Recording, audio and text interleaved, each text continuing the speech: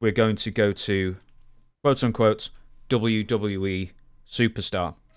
Described as a former UFC heavyweight champion whom Vince was trying to re-sign at the time in 2021.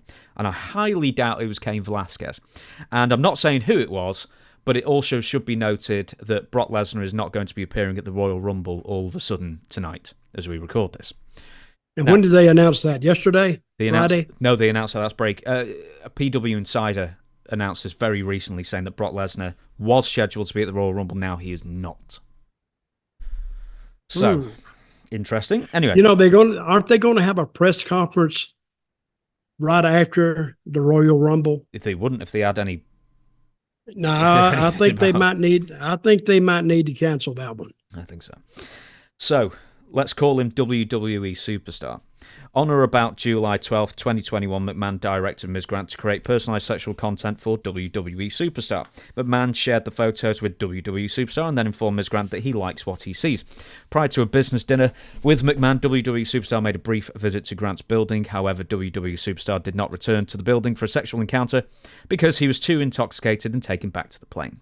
Now,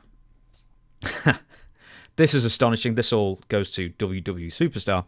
Later that evening, Mr. McMahon recounted the story about his dinner with WWE Superstar to Ms. Grant. He sought to salvage the night with a request that they role-play a sexual encounter in which McMahon acted as if he were WWE Superstar.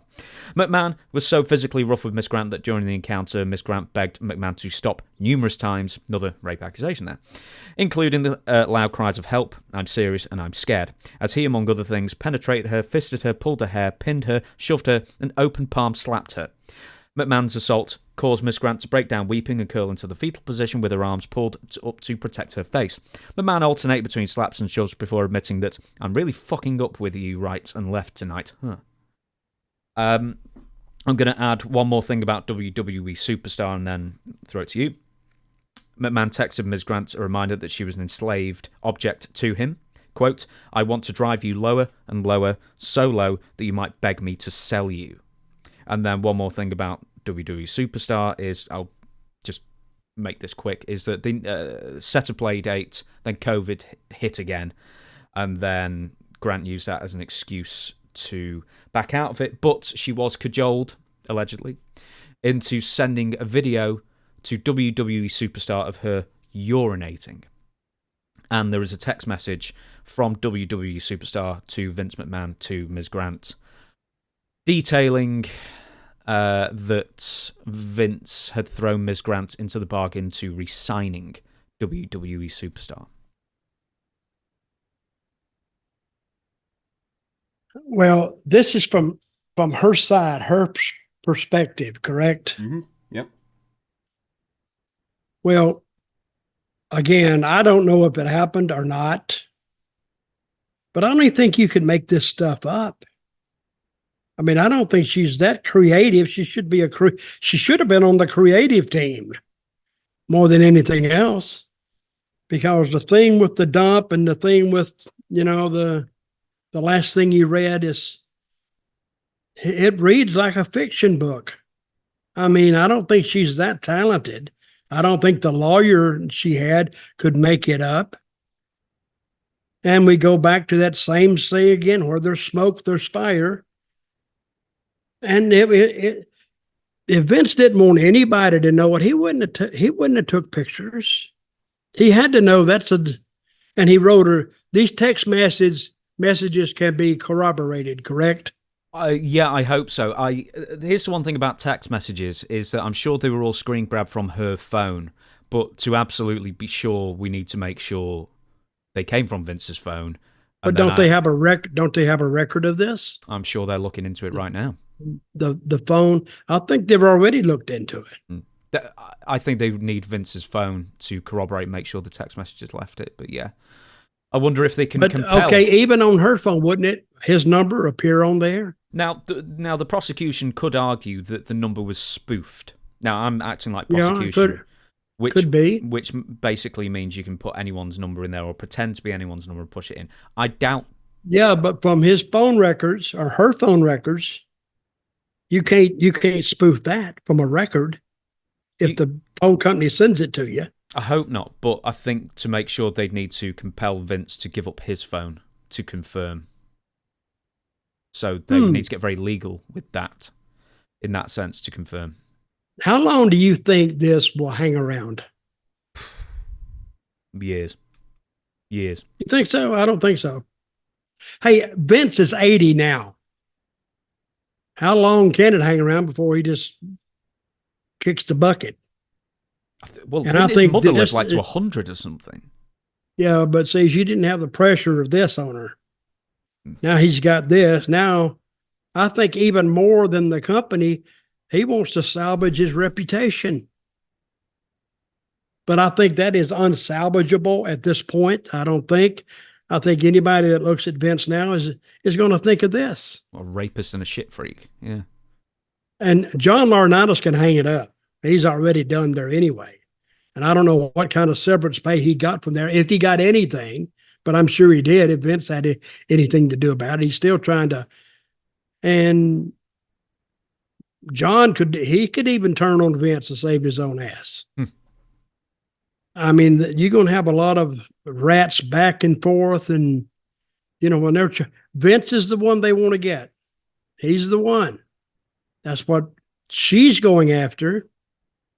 And I don't know if she's,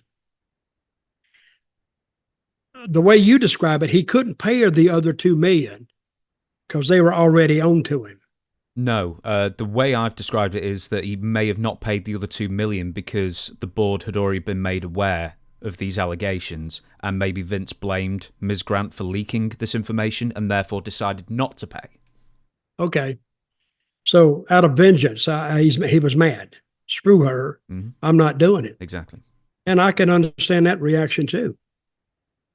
But you don't pay somebody millions of dollars if they don't have something on you. Yeah. And he paid something like $17 million or $19 million. I guess if he paid the other $2 million, it would have been $19 million if they don't have anything on you. And how much did you think Endeavor knew about this? They had to know about it before they entered the deal, don't you think? I think the board knew far more details than were released, and then when Endeavor and WWE merged, I'll guarantee that like Ari Emanuel and some of the other higher ups and Nick Khan knew far more. But I don't think they knew all of this. I don't think they had this level of detail from any of the accusations, I imagine. Oh, well, I don't think anybody can explain this from Vince's side because it sounds bad. It is bad. And the sponsors, I don't think they want to be associated with it. I don't blame them. But I think they got to Slim Jim but said, okay, that may have been the reason he resigned. Oh, yeah, I think so. I think we'll come back if he goes. If he will announce he's resigning. See, there's a cause and effect in all this. Everything that if you back it up, I haven't done it, on a timeline, this happened. Why did this happen? Why did Stephanie all of a sudden just quit? She knew. She absolutely knew. Because she was on the board and everybody knew anyway. And she must have known enough to not want to get that stink of being associated with a dad on it. Why did Kevin Dunn quit? Just because he had a lot of heat anyway. But he said, well, hell, this is a perfect time to quit. And probably got a hell of a severance package. Yeah, I think he's worth 9 figures. I bet he's worth 9 figures. He's got stock options. He's paid very well. He'll be worth $50 million plus. So, but if you do a cause and effect on a timeline, this happened because of this leaked here and this leaked here. And I think Triple E got into power a lot easier than I thought he would. But they had that on Vince. Because I don't know if they threatened him or whatever, but it all came down to that this is going to come out. So I wonder how much notice did you think Vince had of this or his attorneys? The day, well, I believe the board was... Here we go. Right, I will get there in a very brief thing. Let me just get through this. Another sexual assault from Vince McMahon. NDA cajoled, finally signed. Gets paid $1 million up front, etc. News of the NWA NWA, I keep saying NDAs, quickly reached the WWE board on March 30th. So this is about 2 months after the NDA signed. Ms. Grant's counsel received a call from McMahon's attorney advising that there had been an anonymous email about the relationship between Ms. Grant and McMahon and Laurinaitis. Later in June and July 2022. Stories were published regarding the matter of McMahon's multiple NDAs with various women associated with WWE and others. Ms. Grant did not receive... Wait a minute, it named the women? No, it did not name them. Although one, it really left absolutely no doubt of who it was. But no, they have not named any of the women. I mean, you can't, because they're... I suppose they're classed as victims, even though there's not been a criminal conviction. This is a mess. Yeah.